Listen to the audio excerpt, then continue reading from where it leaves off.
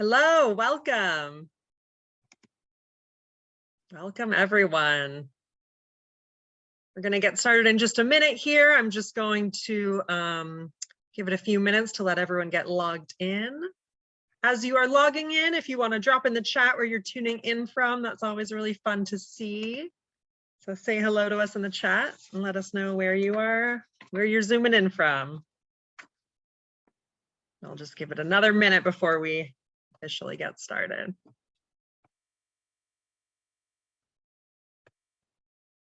Hello from Ballard, not too far. Hi, Emily, welcome. Thanks for joining. If you're just joining and you want to let us know where you're tuning in from, we always love that.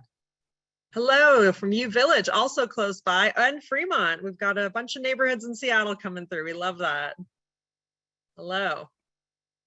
Wonderful. Okay, great. Let's go ahead and get started here.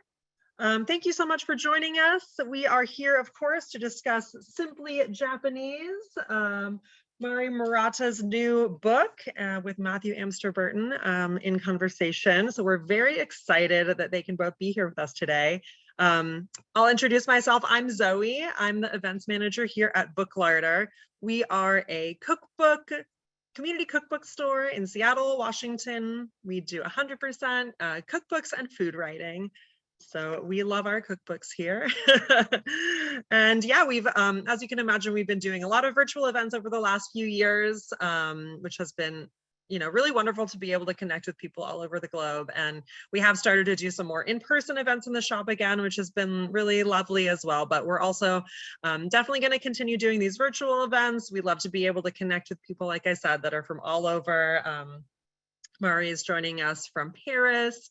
And Matthew is local, he's a little closer by, but also people can tune in from all over, which we love as well. Oh, and we've got one hello from Los Angeles. All right, wonderful. All right, let's see. The talk will be recorded and it'll be posted on our YouTube channel within about 48 hours or so. So if you need to jump off, you can always go catch the end there, or if you want to share it with a friend or rewatch, it will be available for you there. I do have the live transcript turned on, so if that's something that you want to see or don't want to see, you can go to the bottom of your screen and the 3 dots and you can turn that off or on for yourself. And let's see what else. So Mari and Matthew will chat, and then towards the end of the hour, they will leave time for questions. So any questions you have, go ahead and drop those into the Q&A box at the bottom of your screen. You can use the chat to chat with each other and make comments, anything like that. But if you have questions for Mari and Matthew, go ahead and pop those into the Q&A box just to make sure that they see those and they don't get lost in the chat. You can support the talk by purchasing a copy of Simply Japanese from Booklarder. I will go ahead and drop the link to do so in the chat. And thank you so much to everyone that's already done that. We appreciate it. And that's about it for me. So I will go ahead and turn it over to Mari and Matthew. Thank you so much for being here.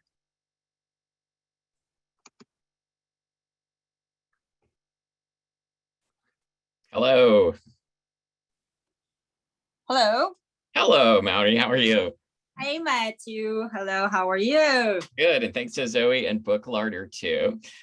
So first of all, let's kind of set the scene here. So I'm in Capitol Hill, Seattle, and it's noon here. And where are you, and what time is it? I'm in Paris, and then it's 9 o'clock in the evening. Okay. But that's why there is a light coming back from. I'm so sorry. I hope everybody can see my face. It's sort of dark in here. No, it's great. It's one thing about the lighting in Paris. There are not many light available. I mean, well, I mean, it's in our taste as well, but we like dark. That's very atmospheric. Thank you. So, I'd like to know more about your background. I know that you grew up in Japan and that you now live in France and write cookbooks. And I'm wondering how you ended up in France and how you ended up becoming a cookbook author. Wow. I mean, I never, maybe 15 years ago, I never started doing this. I grew up in Japan. mostly in Tokyo. Then I moved to New York when I was 17 years old.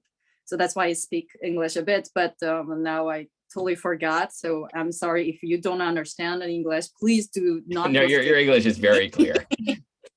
So then I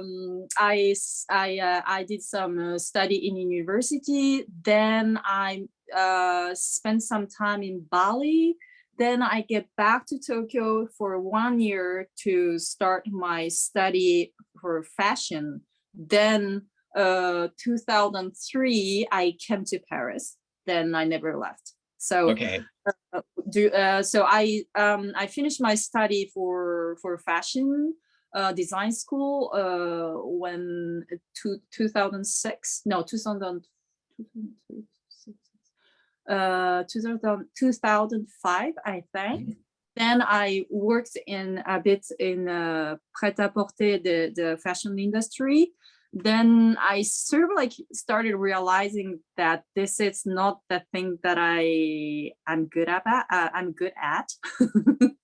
It's Sure. Something like it's beautiful, beautiful creation. The world is so interesting, but it's lots of fashion people, like the mode, like what is à la mode, what is not, lots of consuming things. Well, I mean, it was very flamboyant for me, but it was something a bit too much. I wanted to do some creation, but more like how do we say it? Pied sur terre, foot on the ground.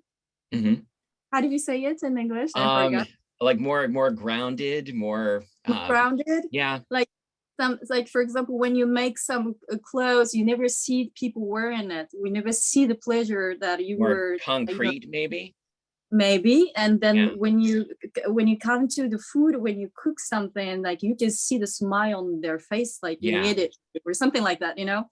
So I sort of like maybe the fashion is not really for me. Then only thing I was good at the time that I could imagine was cooking, because I was raised in a family where like my parents love eating and cooking, and my father is love cooking, which is like quite rare for generation of my father. If you know a bit about the culture in Japan, like the generation of my parents who are now 60, 70, like the men don't go really into the kitchen, but my father really loved it. So I was raised in the family where always the cooking going on. I mean, my parents love to eat, so they brought me everywhere, including like traveling a different countries. So since I was little, I cooked a lot. So I invited my friends all the time in Paris for making food. And people said, if you want to leave from fashion, I don't know, maybe you can do some catering. And that's why I started cooking for the others, not only my friends, but also someone that I don't know. Then I loved it. So little by little, I did a catering, and I did lots of events until when my daughter came out. When she was born. When she was born, then like the kid changed my life. It's not like that changed a lot of the lifestyle of one person. So I slowly shifted to making cookbooks or consulting for the other projects, for creating recipes, things like that. So now I'm here, just like you have my second book, Simply Japanese, and voilà. I wanted to say, like, this is Maori's second book, and it's like a beautiful book of home cooking. And then her first book is called Tokyo Cult Recipes, and is also like one of my favorites. So like, you don't just get the new book, get her first book also. They're both great. So when you think about growing up in Japan and your dad cooking and teaching you to cook, do you remember like any particular dishes that you really loved growing up? I do love a lot.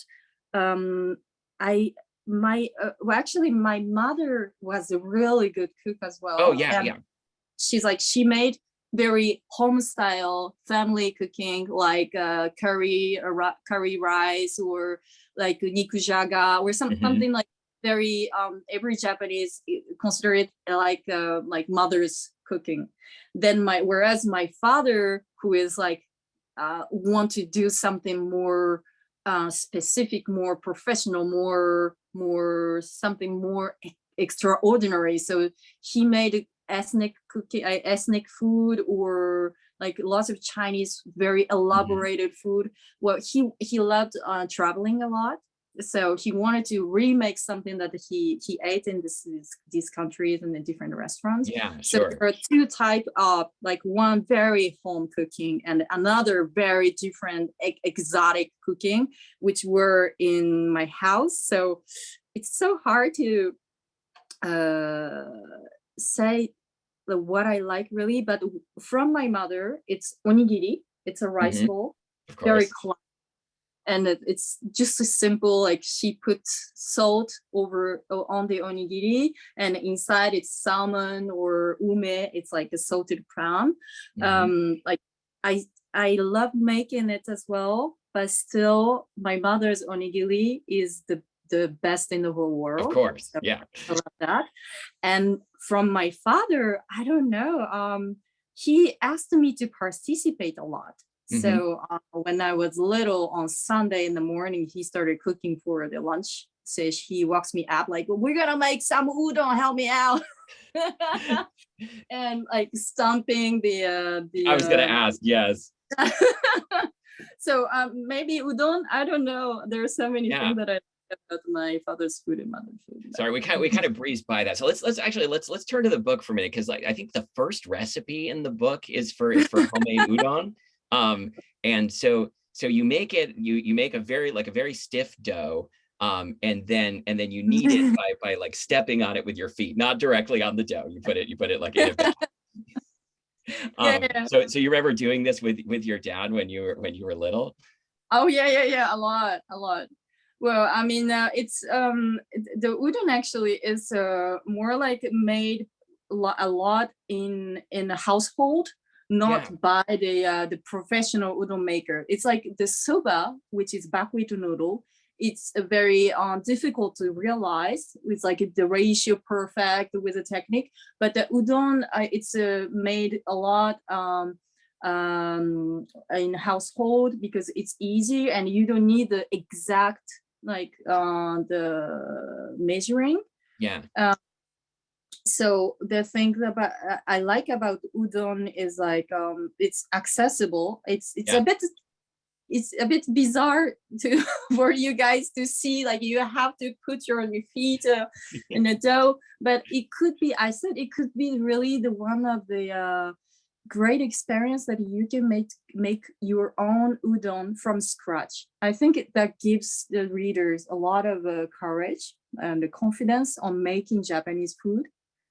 And first book, it's more like introduction to Japanese food and like Tokyo food in general. But I wanted to deeper the making of home food in Japan.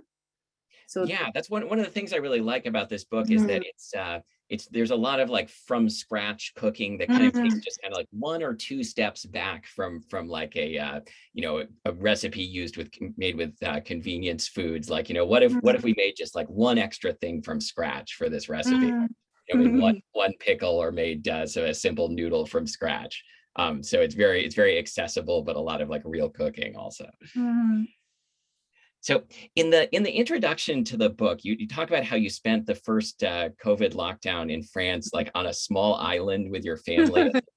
The cooking you did during this time really like informed like the recipes for the book. I'd love to hear more about what that experience was like. Actually, when we heard that there is going to be a lockdown, we sort of like run over from Paris, because we live in a small apartment, and my husband had friends sort of, who has a little house in the small island. So we like really moved into it with like a car with 2 cats and 3 t-shirts and like a real minimum.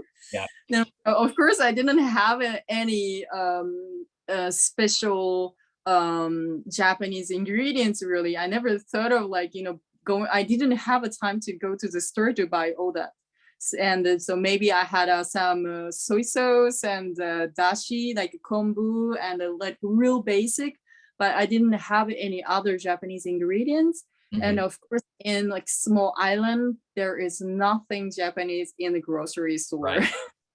So I was like, oh my God, what I'm going to do? And I was like, because at the time, everything was so stressful that we never know what's going to happen. So I wanted to comfort myself and my family.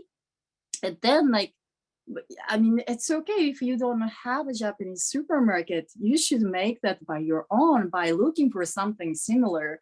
Then I started like start by buying a bag of flour, flour and the salt and water. And I remember I made a udon with my father, so I can do it. I didn't even have a major cup, but but how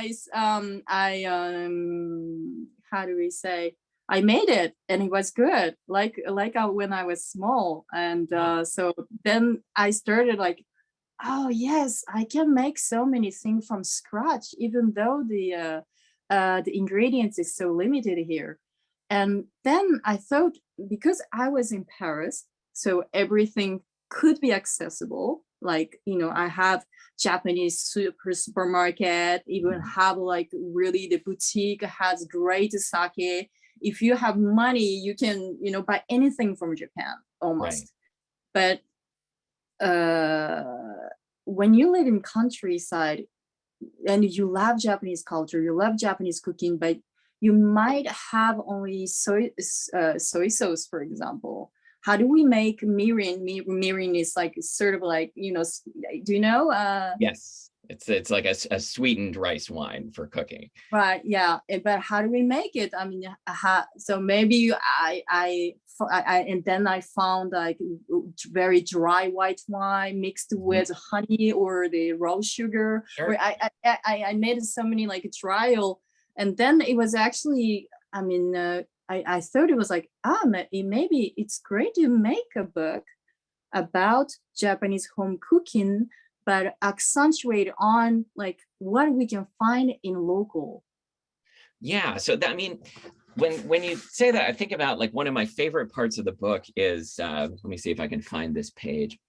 There's a section of quick pickles. Mm-hmm.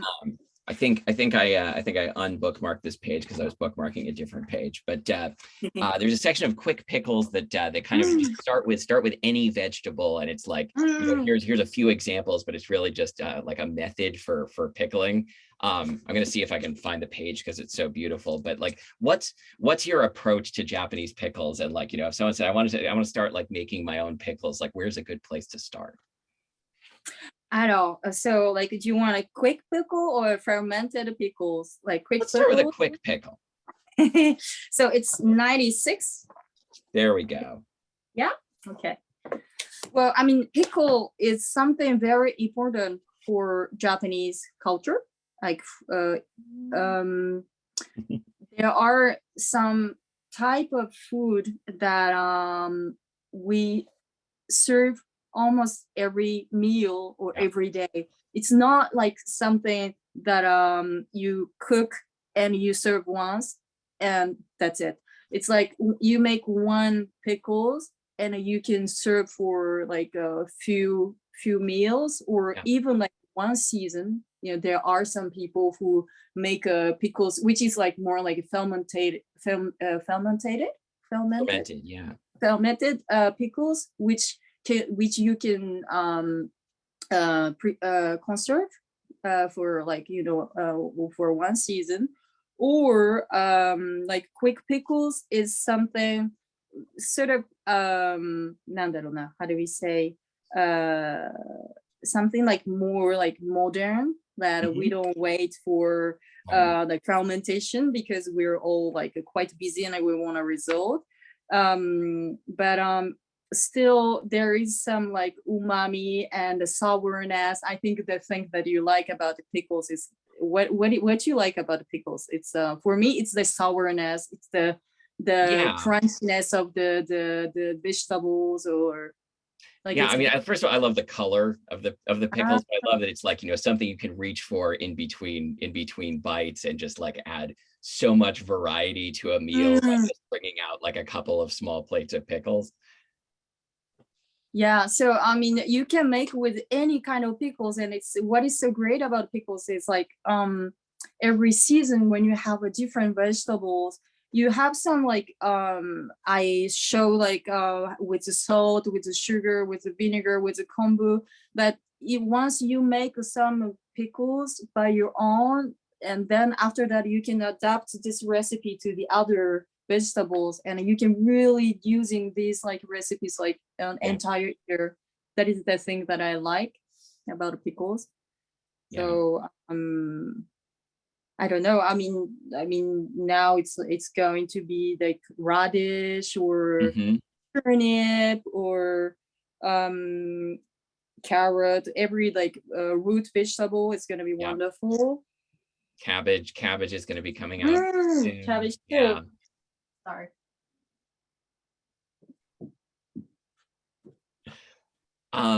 So this book, you know, another thing I like about the book is that the recipes are very adaptable for like omnivorous households. So if you've got like you know, a meat eater, a vegetarian, a vegan in the family, as many families do, like almost any recipe in the book, even the meat recipes have like a vegan or vegetarian variation. How did you approach writing the recipes for the book and making them so easy to adapt? I know.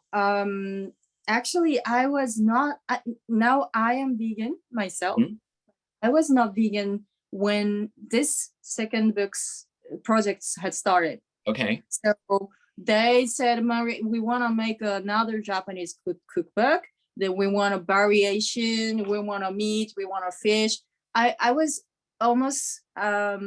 I ate very few meat and fish, like mostly vegetables, but I was not really vegan.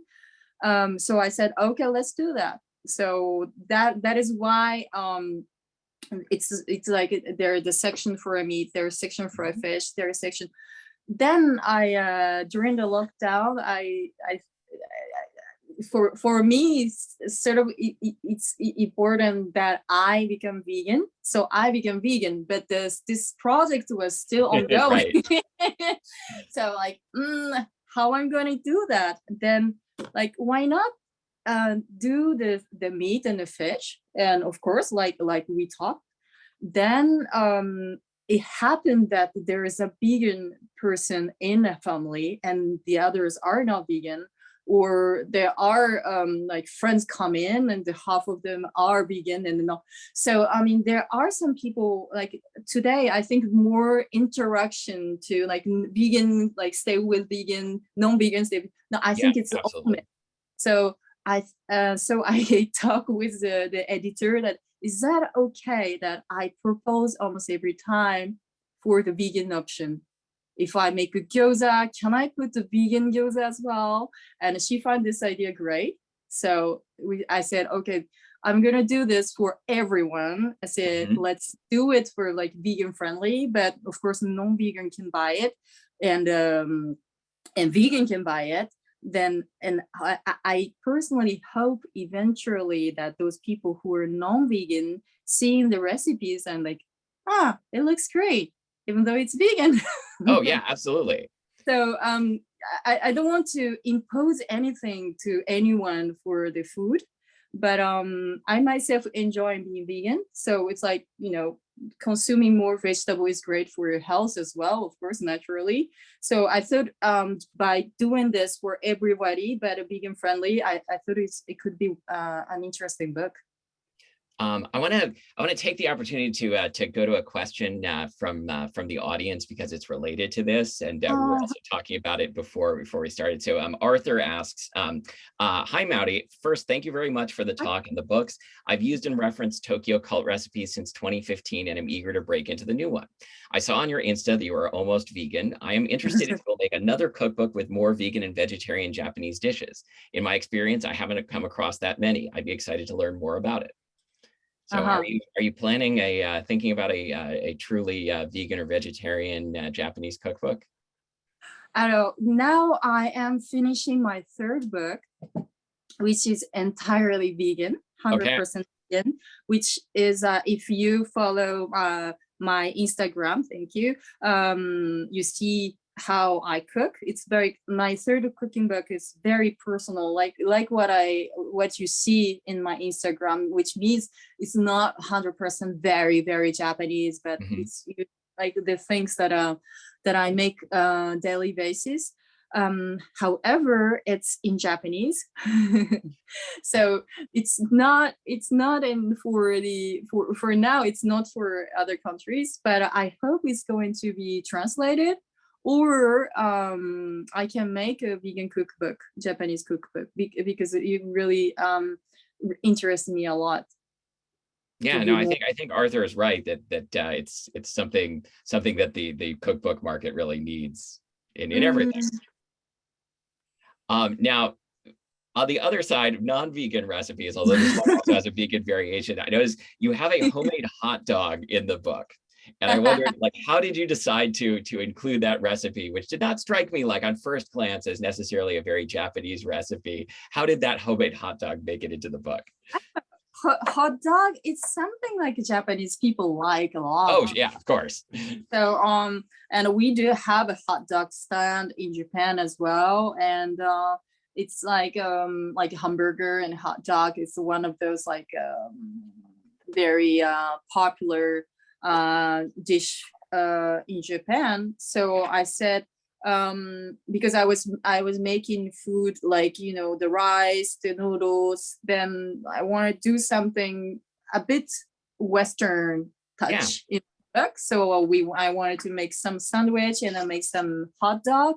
And I remember that my mother made us homemade sausage when I was little, and I really liked it when I was small. And also I love the hot dog. So it's just some kind of nostalgic dish for me. I don't think it's for everyone in Japan, but for me it was like something interesting. So I made this, but also I wanted to add some like spicy side of it, and I put some coriander. So yeah, but, so it's got spicy, homemade spicy ketchup and a slaw. It looks really good. Thank you. And my mother always puts some coleslaw. Is that it? That's the cabbage salad inside of the hot dog. So voilà, that is why. Yeah, it's I mean, I think this recipe like really like it encapsulates like the whole approach of the book, because like it, even though you are making a sausage, like you're not having to like stuff the sausage, and you're making a homemade ketchup, but has a little bit of regular ketchup as one of the ingredients. And so like it's just this wonderful balance of like, you know, a little bit of convenience and but like a lot of real home cooking and a lot of flavor. Yeah. Like I hope that the reader don't feel like the pressure, like, oh, I have to make a homemade sausage to realize this plate. But I don't. It's not like that. It's like just like maybe if I this homemade ketchup, for example, if we can inspire him, that'd be great. You can buy this like already made a sausage, and then you can just like add this little touch to your ketchup. It's like really it flavors up the thing. So. So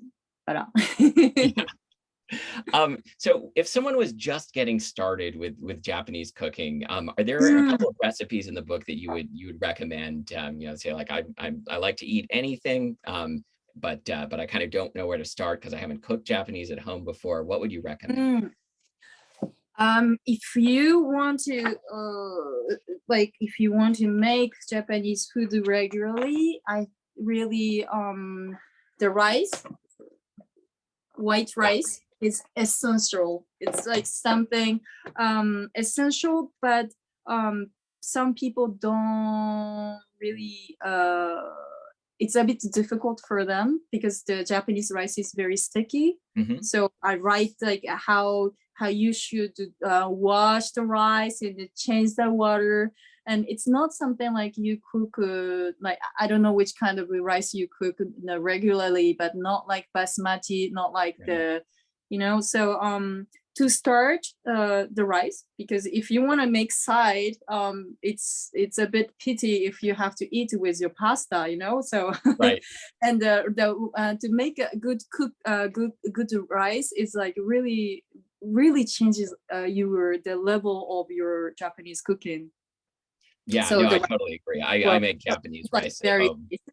And so like, then after that, dashi, which is like the bouillon, Japanese bouillon, it's a base of everything. If you want to simmer something, or like they sprinkle and mix with the cooked vegetable, you need the dashi all the time. So of course you can use like instant dashi if you don't have a time, but in this my book there is a dashi normal, means like the combination of a kombu and a bonito, or vegan dashi, which is great too. So I want them to try that. Then those are the basic. Then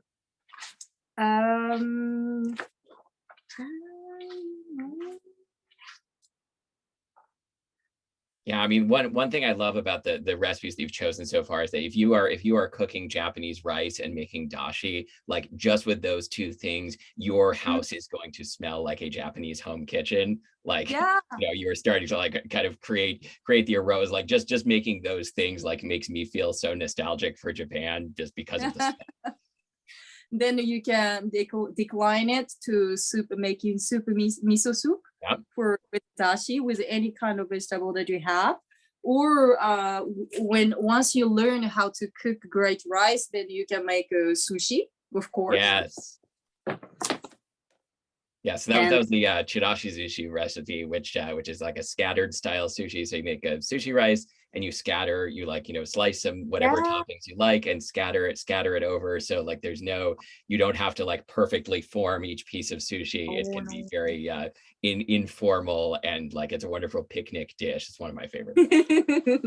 Oh, I do make this kind of like a scattered sushi for picnic. It's perfect. Yeah. Everybody loves it. Then other thing, like maybe a gyoza, for example, that I love making with other people, like friends and a family. I love, I invite people like, okay, we're going to have dinner, but you have to help me out. Then, they come a bit like some bottles of beer and wine, and we make old gyoza, and people love that. So one of my favorite memories of going to Japan was years ago. We were staying with friends in Fukuoka, and we made gyoza for dinner, and we made, of course, way too many, and just everyone, both families just sitting around and folding gyoza and talking. So nice. Wonderful. Fukuoka, okay. My mother is from Fukuoka, so it's wonderful. It's a wonderful city. Like I always feel like people from Seattle would really love Fukuoka, because it's kind of the same size and the same kind of like relaxed energy. Yeah. It's beautiful. I love Fukuoka. Like people are nice and food is so great. Yes. It's the birthplace of tonkotsu ramen. Tonkotsu. I understand. Now I don't eat, but I understand it's good. Yeah. It's very special. So there's one more recipe that I want to make sure that we talk about. And then I think there are a couple more questions. So there's this recipe for roasted sweet potato, and like roasted sweet potato is something that I've eaten in Japan many times, and it's usually just a roasted sweet potato. Like, they're so delicious that, if it's cooked well, you don't even need salt. That's just a roasted sweet potato is all you need. Then there's this recipe for your book, which looks, it looks like a restaurant dish, right? But my wife loves sweet potatoes, said, could you please make that? I said, okay, I'll try. And this recipe is so easy. Like, you slice the sweet potato and put it in the oven, and then you top it with, like, you make a couple of different sauces, and you top with some yogurt or plant-based yogurt, and then some herbs and nuts, and like, we just ate that like as the main dish for dinner, and was one of the most delicious things we've had in our house this year. So how did you come up with this recipe? Like, the combination of the different sauces, I feel like, is what makes it so special, and I never would have thought of combining them in that way. I don't know. I love combining so many things, and gochujang, it's like how do we say, red pepper paste? Yeah, in Korean. It's Korean. It's not a Japanese. Right. So this is one of the things which might be some kind of like symbol of my book, which means it's not 100% classic Japanese. Right. Because today in Japan, when you go to someone's house, they must have olive oil, they must have nyokmam, they must have a gochujang, they have, it's quite international, our kitchen. Yeah. So I mean, we do make a lot of food in houses. I mean, not just eating out. It's not like, oh, tonight we're gonna eat Vietnamese, let's go to the restaurant. But so like many people like, oh, I want to eat a Vietnamese, I'm gonna make Vietnamese tonight. Yeah. So it's very fusion, our dishes, our table. So this one is like, I love gochujang, and I love salted yogurt before some kind of oriental filling. Then I love putting a bunch of herbs, which didn't really exist in Japan, like coriander, the dill, and this kind of herbs are quite new in our country. We have lots of shiso, but we never had a coriander. But it was like a huge boom about like consuming coriander. We love coriander everywhere. Yeah. Today. So I said, well, this is not typically Japanese, but why not? I love my dish like this here. So I hope people enjoy that. Then I put it. Then it was so funny, Matthew, because you said, oh, I made a roasted sweet potato recipe. And one of the return that after I published this book, so many people said, oh, we made a sweet potato recipe, like first dish, like, wow. And people said, I love that so much. Yeah. I mean, I think it's partly because the picture is so beautiful. Like, you look at it, like, I need to eat that. And then like, it's so simple, but has so much flavor. Like, I love a recipe like that. That's easy to make, but just has like spectacular layers of flavor. And that's one. Cool. Thank you. I'm so happy to hear that. We've got a couple more questions from the audience if I want to jump into that. So Harumi asks, hi Maori, please let me know what Japanese dishes are popular in Paris. I am curious about that. In Paris, like sushi, tempura, yakitori, all the things like we love in all over the place, in all over the world is popular. And now there are a lot of ramen restaurants in Paris. It's crazy how it works so well, and like people makes like so much long line to eat a great ramen. And when I came here in Paris 20 years ago, people never made a line, Yeah. And now like they make line like in Japan. Yeah, I was gonna say it's like a little piece of Japanese culture. Like they don't get bothered to be on the line for 1 hour to eat one bowl of good ramen. So it's funny to see that in Paris. So like the ramen or like tonkatsu or like the deep fried how do we describe it? Tonkatsu, like bread from. Yeah, like panko. Yeah. This is a panko. Yeah. Yeah, it was just in English, it's like panko. Usually, like a foot high dish.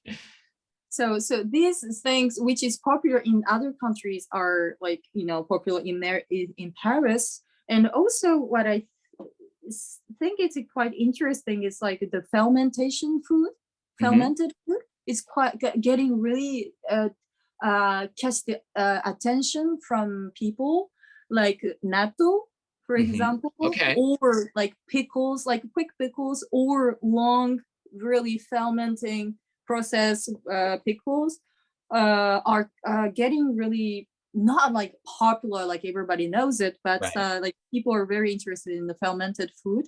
And also like seaweed is getting really Yeah. popular. And onigiri, for example, Yes. the huge cultural bento is going in Japan, in Paris, sorry. Like there are so many like bento box places open in Paris, and also onigiri shop in Paris. So it's Wonderful. not, it's quite diverse. Yeah, it's all very similar to Seattle. Like just in the last few years in my neighborhood, like, you know, there's now like a couple of ramen places that have signs. There's a tonkatsu restaurant, and there's an onigiri, like a counter that you can go and get. Wow. Very good. And like I remember like the first, you know, I first went to Japan like maybe 12 years ago, and thinking like, I wish there were restaurants like this in Seattle, but like, you know, there would never be a tonkatsu restaurant in Seattle, but there is. Voilà. Like same here in Paris. Yeah. Okay, Susan asks, do you recommend using a rice cooker to make rice? And also asks, what would be a must-have piece of equipment to have for someone who's never cooked any Japanese food before? Hold on one second. Yeah, of course.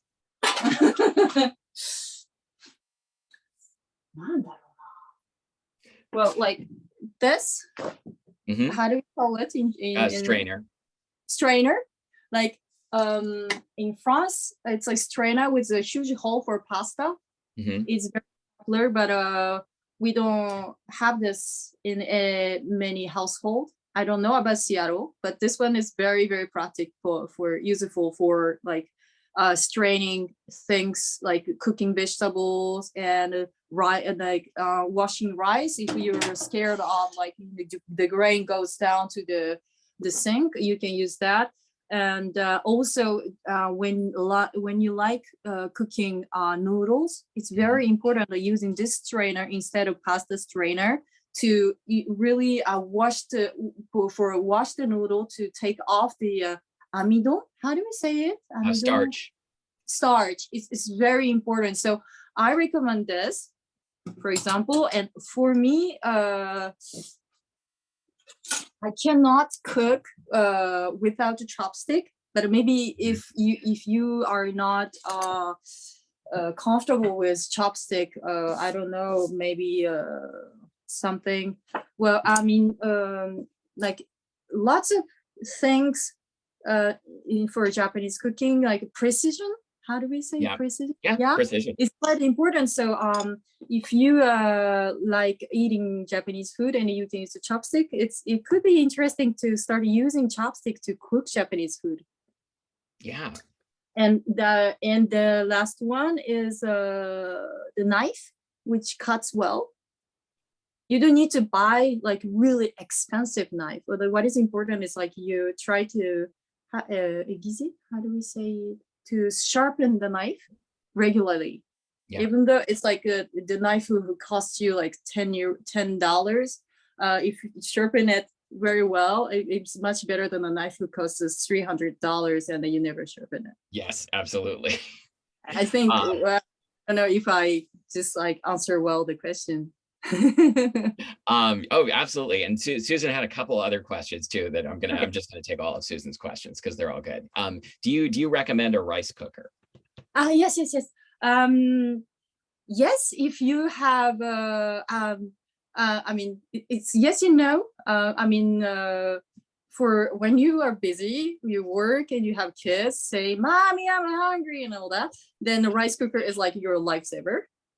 But it's interesting if you want to eat, if you want to make a regularly Japanese food, and then it's very useful rice cooker. I have one too, but you can live without it. Now I have a rice cooker in my atelier, but in my Paris studio, but in my home where I cook for my husband and my daughter, there is no rice cooker. And every time I cook with like a small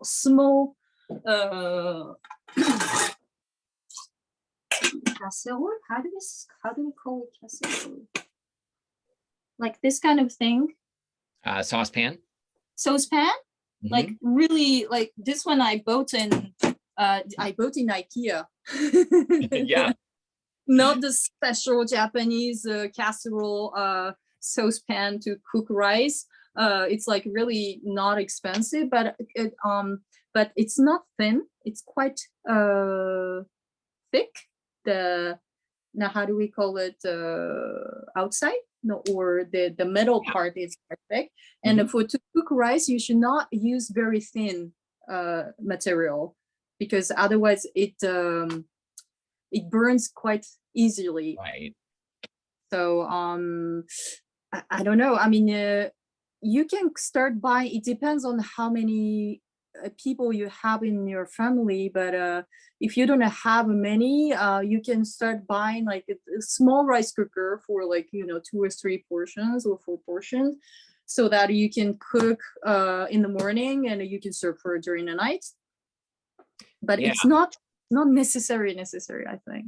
Yeah, I mean, I feel like I have a rice cooker and I use it all the time, but I think a rice cooker is great. I think knowing how to make rice without one can be very handy, because you might go on vacation and you're not going to bring your rice cooker with you, but you might want to cook rice, while you're at an Airbnb or something. I did that recently. And so just knowing how to do it, it's not very hard to cook without a rice cooker. You just exactly. a little practice. Like even like some Japanese people don't think it's possible to cook rice rice cooker, because we are so used to it. So, but it's really easy. Yeah.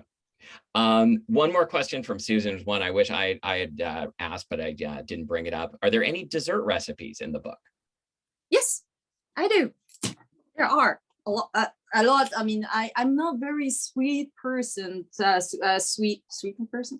I don't like a lot of sweet stuff, but I do. I mean, like the editor insisted me to put some dessert. So there is like red bean anko, like a classic one, dorayaki, and do you know this mochi, like daifuku? Yeah, like a silky mochi and a strawberry and red beans inside, like things like that. So it's like a classic. Yeah, there are really quite a few dessert recipes in the book. They look really good. So I think there are some. Absolutely.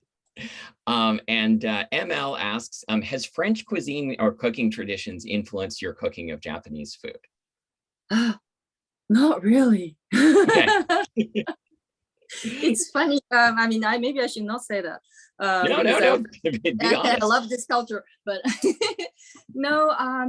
A lot of Chinese cooking, Korean cooking, Indian cooking, or Vietnamese cooking, Thai cooking, influenced me a lot, because I love this kind of food. But French food, not really, but I really love this side of simplicity in the French home cooking, because when you talk about French cooking, it's like the sauce, the layer, it's like really complicated. Not when you go to someone's house, it's very, very simple. Yeah. And they use like very simple ingredients, but very good ingredients, like cheese, wine, and like the vegetables, the olive oil. So I think I learned this like simplicity from French home cooking as well. Yeah, no, I think there's definitely a parallel between the two cuisines that way. Sorry, because sometimes Japanese cooking could be a bit too much complicated. Like you put the dashi and then sauce, sesame, but French is like just a salt and olive oil and a good ingredient. So I like this side of it. So maybe yeah, I was influenced by Okay. that. All right. Well, Maori, thank you so much. Where can people find you online? Can you share your Instagram and what's your website? So I don't have a website, but Okay. mine is Maori Murota, all attached for my Instagram account. And that's it for now, Yeah, I think. it's a beautiful Instagram. And the book is Simply Japanese, 100 Authentic Recipes for Easy Home Cooking. You can get it at Book Larder, of course. There anything else we didn't talk about that you feel like we should have during this time? Well, I don't know. I mean, I think I talked a lot. Yeah, no, I think it was great. I just want to make sure if you had anything that you especially wanted to share that we made time for it. Thank you so much. Well, what else? I don't know. I mean, No, you don't have to have anything else. I really hope that like you enjoy my book. Mhm. And like, don't be afraid of like making mistakes. Like it's going to be like great. I mean, you cannot make bad food. I mean, it's very simple. And like when you put some energy and the love and the time, no matter how outcome is, it's gonna be great. So Yeah. I'm so happy if someone can send me the outcome. How do we say resulta? Yeah. Yeah. Then I would love to see that. Like, so people send me the photo of like the plate that they make and via Instagram, and always like that makes me so happy. Yeah, it doesn't have to be beautifully like food styling, like just whatever home cooking, like the real stuff you did at home, right? Exactly. Yeah, when I made the sweet potato, it did not look like exactly like the photo in the book, but it tasted amazing.